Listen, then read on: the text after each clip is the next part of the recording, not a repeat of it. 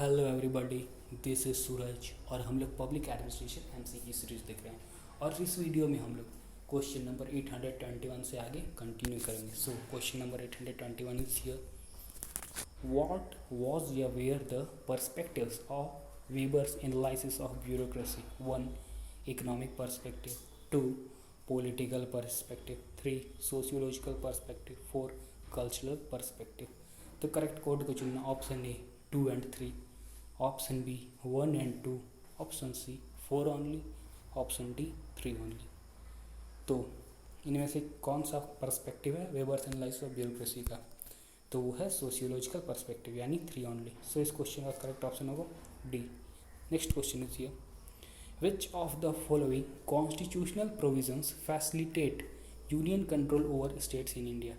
इनमें से कौन सा कॉन्स्टिट्यूशनल प्रोविजंस है जो फैसिलिटेट करता है union control over states in India?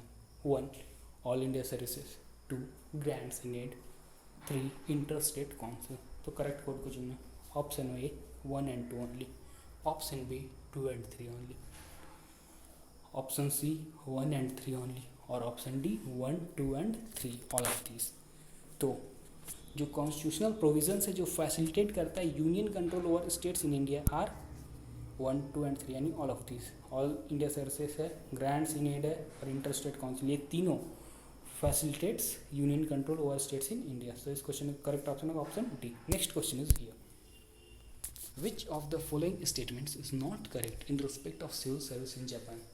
In statement से कौन सा स्टेटमेंट सही नहीं है सिविल सर्विस ऑफ जापान के बारे में? तो ऑप्शन ए है, political activism is totally absent in the Japanese bureaucratic tradition. B, the lateral movement between ministries in the Japanese civil service is limited. C, there is a dominance of law background graduates in the Japanese civil service.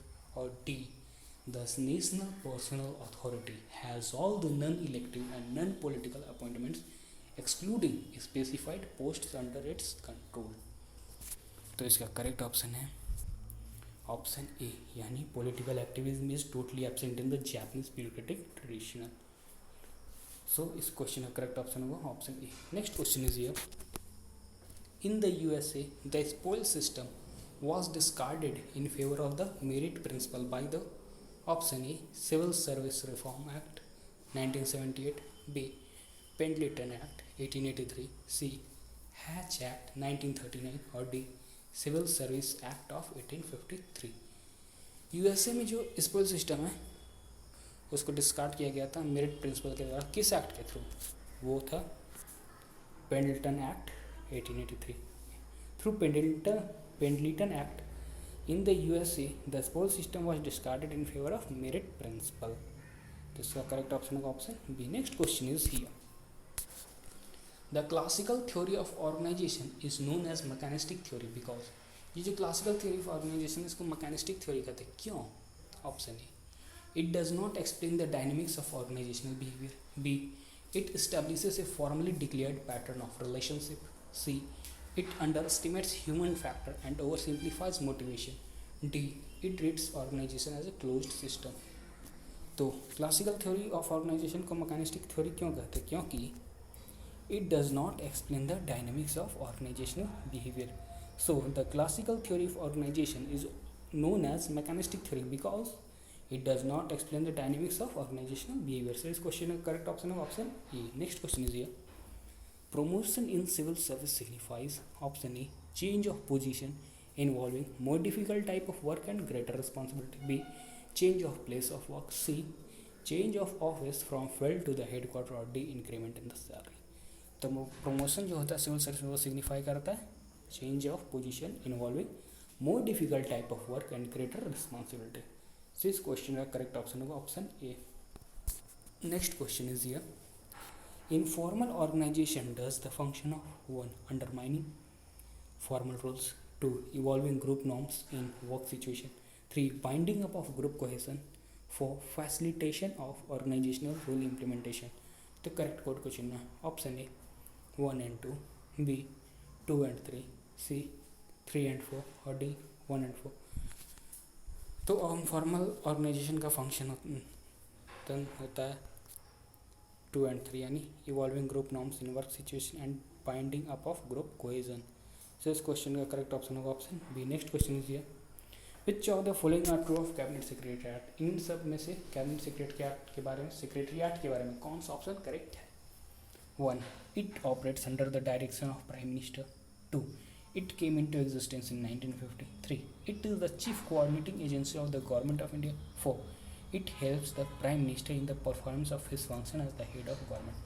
तो correct code को चुनना option A 1, 2, 3 and 4, option B 1, 3 and 4, option C 1 and 3 और option D 1, 2 and 3।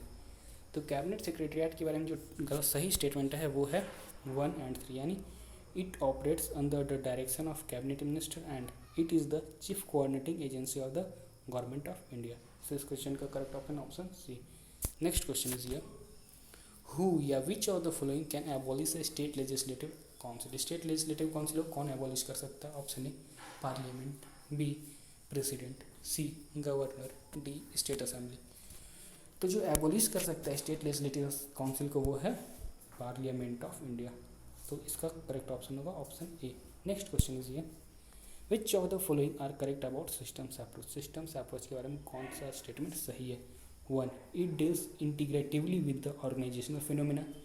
2. It developed largely since the 1940s। 3. It is a synthesis of earlier approaches without any new focus. 4. It views an organisation in the ecological sense. तो correct code को चुनना option A 1, 2 and 4, option B 1 and 4, C 2, 3 and 4 और option D 2 and 4। तो systems approach के बारे में सही है 1 and 4 यानी it deals integratively with the organisational phenomena and it views an organisation in the ecological sense. तो इस क्वेश्चन का करेक्ट ऑप्शन होगा ऑप्शन बी। ये इस वीडियो का लास्ट क्वेश्चन था। आप लोगों ने अगर अभी तक पिछले वीडियोज़ नहीं देखे हैं तो जरूर देखिए और आने वाले वीडियोज़ को भी जरूर देखिए। थैंक्स।